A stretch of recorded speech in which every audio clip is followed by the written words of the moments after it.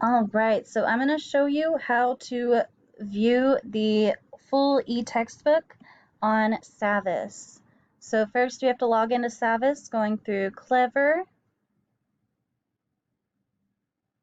All right, so the students, they'll either have to find the Savvas EasyBridge app down here, or they can go to it off of their teacher's page.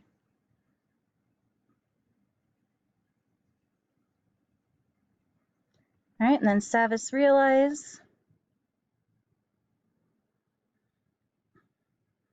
All right, so they can either go to their classes, view their grades, or if they go to Browse, they should be able to see the full e-textbook.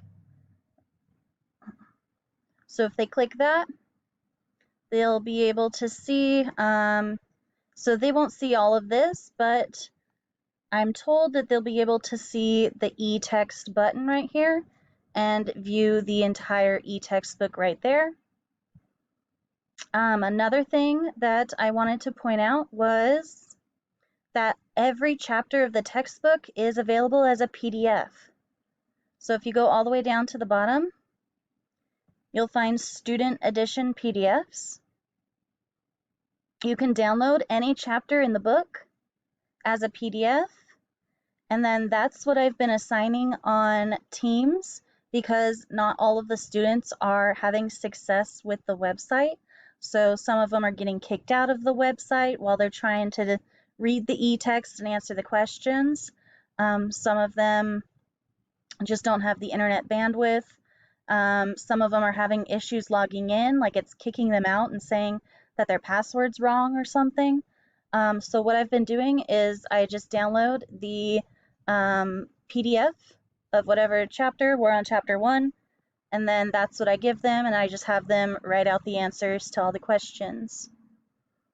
And then a third way to do it is if you go to Resources, and then you scroll down here to eText, then it will give you the student eText and the teacher eText, and then you can assign it to students. So you can have the start date, you can have the due date at the very end of the year or something, and then you can assign the whole eText to the students so it'll show up on their assignments. So that's just what I found by looking through the website, trying to figure things out. Yeah, let me know if you have any questions. Hopefully this helps. Bye.